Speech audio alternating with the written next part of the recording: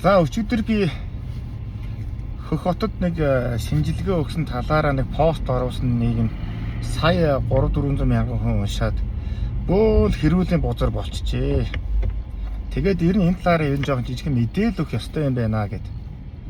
Бас хэдэн минутын өмнө оруулсан өнөөдөр сэтгүүлчийн бас постыг та бүхэн харсан байх тийм ээ. Жилд 4 сая 100 мянган төгрөгийг эрүүл мэндэд одоо юуны даатгалд төлсөн мөртлөөрөө нэг удаа эмнэлэг дээр очиж шинжилгээ өгөх гэсэн чинь ингээ оочрсоороод юу ясаараад ингээ үйлчлэгийг авч чадсангүй гэд нэг өстөд дээрэн тус мэдрэмж авсан байна гэдэг хүн хэлээд нь шүү дээ. Тэгээ яагаад ийм болваа гэхээр би сая Хөх хотод нэг 4-5 хоног шаардлага гарсан. Тэгээд Хөх хотод байж явах хугацаанд нэг найз маань хэлсэн л дээ. Ой бодооч энэ юуны төлөө энэ хямдхан эрүүл мэндийн сайхан шинжилгээ авах газар ирчихсэн байгаа байлээ. Сайхан шинжилгээнд хамрагдаад аваа нэг 400 гаруй мянган цаас болдгоо шүү дээ. Монголд нэг саяас 2 сая төгрөгөөр өгдөг шинжилгээг чи 400 мянгаар өгнө шүү дээ гэдэг. Тэгээ би одоо цаг маяг байхгүй яах гэсэн чи тэр мэ падлын байхгүй чи зөв өглөө надтай хамт яваадах гээд. Тэгээд нэг Хөх хотын тэр зүүн өмнө зүгт байдаг нэг эмдэгт очисон чинь дүүрэн монголчууд хэдэн зуун монголчууд тэр чинь надтай таарсан маш олон хүмүүс намайгаас таниад байсан.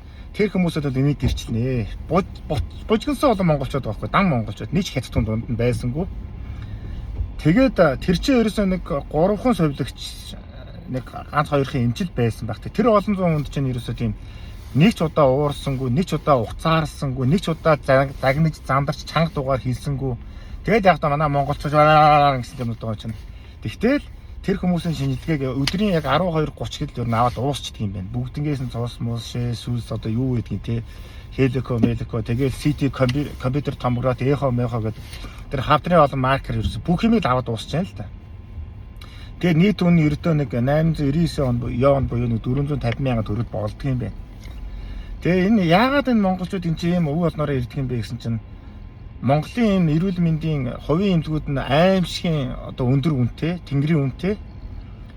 Тэгсэн мөртлөө бас тийм сайн биш. Одоо ингээ Монголд одоо нэг ганцхан компьютер томографийн ганцхан үеийн зургийг авахд чинь 350 мянгаас үнэ хэлдэж дээшээгээ явчихдаг. Гэтэл тэр чинь 140 он буюу 70 мянган төгрөг байгаад байгаа байхгүй юу? 5 дахин хямдах юм уу хайшин. Тэгэл нэмэлтээр одоо өөр юу ч үгүй гэсэн бэ хамаагүй адилхан тийм хямдхан эрүүл мэндийн үйлчлэг байгаад байна л да. Тэгээ тийм учраас нөгөө манай монголчууд ч ингэж өв олноор авч үзүүлдэг юм байна. Тэгээд эрүүл мэндэд анхаардаг юм байна. Урьдчилан сэргийлэлтэй хамрагддаг юм байна. Ийм байдаг юм байна. Тэгээд хамгийн гол нь сая нэг хятадын нэг тийм уламжлалт эмнэлгийн нэг хүн Монголд ирээд Төв аймгийн Жаргалан сумд байдаг нэгэн компаниг худалдаж авсан байгаа юм. Тэр компани нь болохоор өөрийнхөө нэр дээр нэг ганц 2 газартай тийм компани байлгүй дээ. Тэгээ яахтай нэгд тэр компаниг худалдаж авсан хүн чинь за би энэ компанийнхаа нэмэлт дээр байгаа газар дээр нь нэг юм одоо монголчуудын Хөх хотод шууршиж явдаг тэр эмнэлгийг барьчихъя. Тэгээ монголчуудад одоо үзүүлээд байгаа тэр нэг 450-аас 500 мянган төгрөгөөр нь Хөх хотод авдаг тэр бүх шинжилгээг нь аваад монголчуудад ингээ үйлчлэг үзүүлмээр байна. Ийм эмнэлэг барья гэдгсэн чинь нэг Монгол ардын намын нэг үлбис хулгайч нэг их оронч нэр зүүсэн хүн очоод нөгөөдгөө чинь жагсаад энэ хятадууд чи ирээд манай хамгаалах газар нутагт эзэн суучлаа. Энэ хятадуудыг хизээж өөд нь гаргаж болохгүй, энэ эмнэлгийг бариулж болохгүй гэдээ ерөөсөө ингэж өдөр шөнөгүй лайв дээдсэн чинь нөгөө бүр энэ чинь шоконд орчих واخгүй. Үгүй энэ чинь ямар сони юм бэ? Би та нарт ингэж хамаг мөнгөө өгөөд энэ Хөх хот руу явдгийг чинь болиулаад гэрийнхэн гаднаас гэртээ нутаг орондоо эмчилгээ үйлчлэгээ авдаг болгоё гэж явж байхад хямдхан үнээр чанартай дэлхийн шинжилгээг чанартайгаар авдаг болжоо гэж яагаад яагаад ингэж байгаа юм бэ? Ойлгохгүй гайхаад байна гэж байгаа байхгүй юу? Тэгээ энэ асуудлыг битсэн жил доотлолт нь тэр нэг Төв аймгийн Жаргалан сумын бололтой байлгүй дээ. Тэр ардын наамынх нь хэдэн мал орхгүй л бөөнөөр орж ирсэн намайг баахан хараад зүгж гутааж л байна л та. Тэгээд тэр хараад зүхэн ч одоо ямар хамаагүй. Тэгээ би бодож байгаа энэ боловсралгүй ийм харанхуй хүмүүс тэгээд дээрэс нь ийм намчархаж ус төрсөн энэ хийргсэн хүмүүс чи ямар муухай тэнэг байдаг юм бэ гэдэг би ойлгохгүй байгаа байхгүй юу? Хөх хотод очихын тулд ч одоо тэр замын зардал ирэх буцахад замын зардал хэд болох вэ?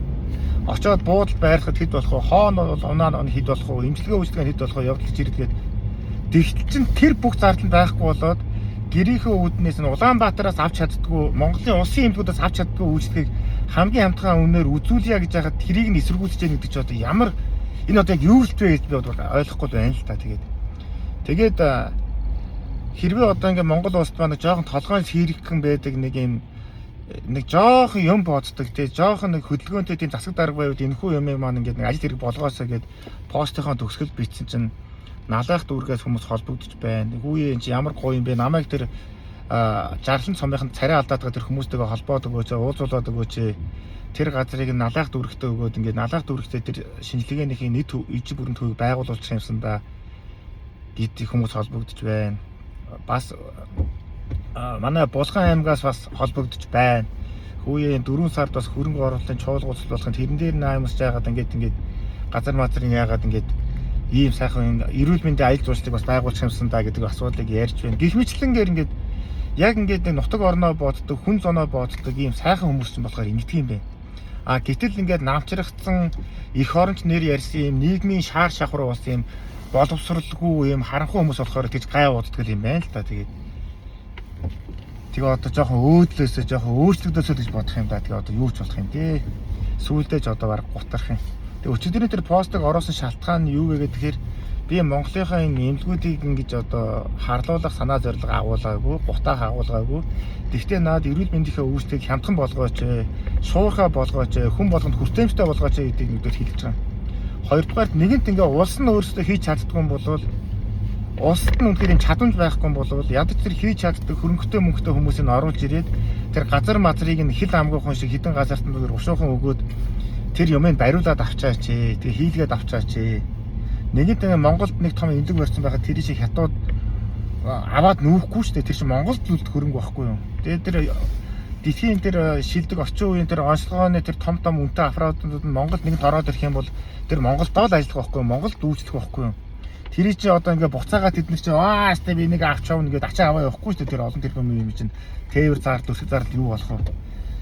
Гэхдээ нэгэнт оруулаад ирсэн юм чи тэд нар чинь олон хүнд үйлчлж ашгаа мөнгө олохын тулд аль болох хямдхан чанартай сайхан үйлчлэгийг үзүүлнэ шүү дээ. Тэгээ гэх мэтлэнгээд ийм гоё давуу талууд байж хаад энийг ерөөс ашиглахгүй маа гэдгийг хэлэх зорилгоор өчигдрийн постыг өнөөдрийн рилийг оруулсан шүү. Тэгээ та бүхэн манаас энийг сайн шеэрлээд сум орныхонтой сайн хүргээд энэ толгойн ажилтдаг өөртөө боддог хүмүүстэй хүргэж өгөөрэй гэж гуйж байна.